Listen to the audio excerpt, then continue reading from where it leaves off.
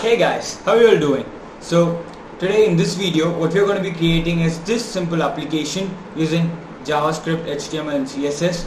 So where you click on this button and the background changes. Pretty cool now. So without any further ado, we'll see how to make this simple application.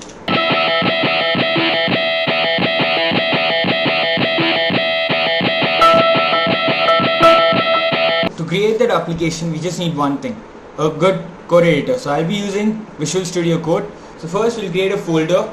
I'll do it in my desktop itself and we'll name that as background. We'll open it in Visual Studio Code and first we'll create a HTML file.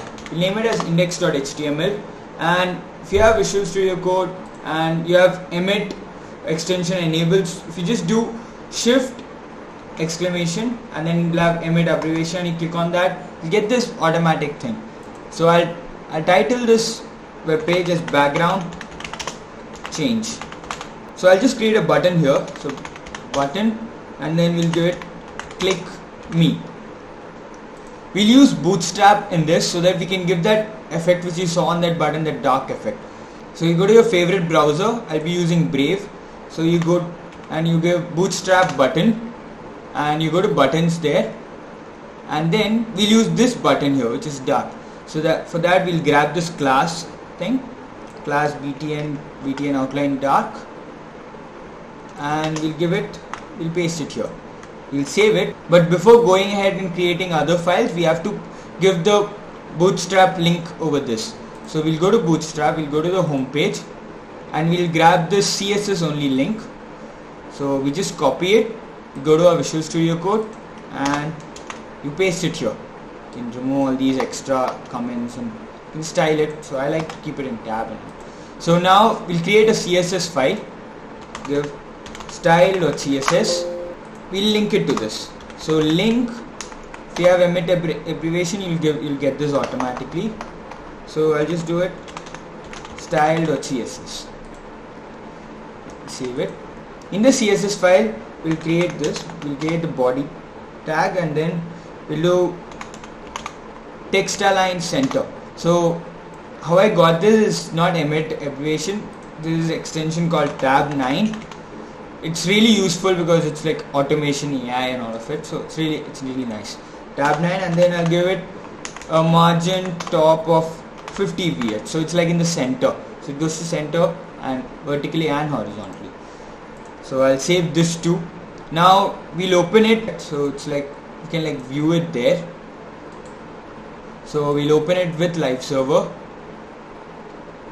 So you can see that I've created the buttons in the center of the screen and you have this effect of if you hover over it, it changes.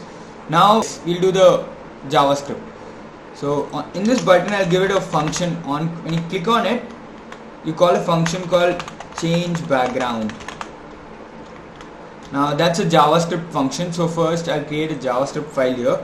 We call it app.js and we'll link it to the HTML file. So script source, and we've called it app.js. We'll go to the app.js, we'll create the function change background, and keep in mind you have to do it with the same spellings and all. So first we need the colors, so we'll create the colors as an array of strings. So const colors is equal to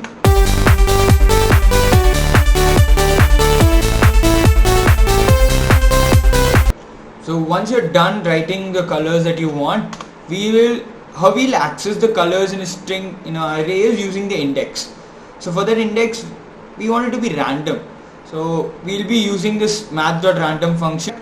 To store that number we need to create a variable. So we'll name it const index, and then since that function is math.random, since math.random gives a lot of values, we'll just contain it inside that string. So we'll put it as colors.length. So it gives us a value which is in the range of the length of the string. So it does not have to go out of the index of the array.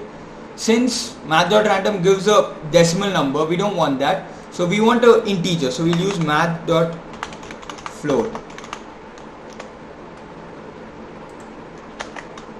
And we'll and we'll put in the parentheses. So once you're done creating that index variable, which it's pretty simple, so we have to style the file. So how you do that is you go document dot body dot style background is equal to colors of index, and that's it, you're done. So now you go to your browser, you reload it, and once you click on it, it changes, the background changes. You click on it again, it changes. So this is just from the colors that you've given. So if you make this particular colors array containing more colors strings, it will change. So thank you for watching. If you like the video, please do give a like, and if you have any questions, comment it below. And if you haven't subscribed to the channel, please do consider subscribing, because you'll be getting more such videos, and it'll be really helpful for you if you want to take this path and create such simple, wonderful apps. Thank you.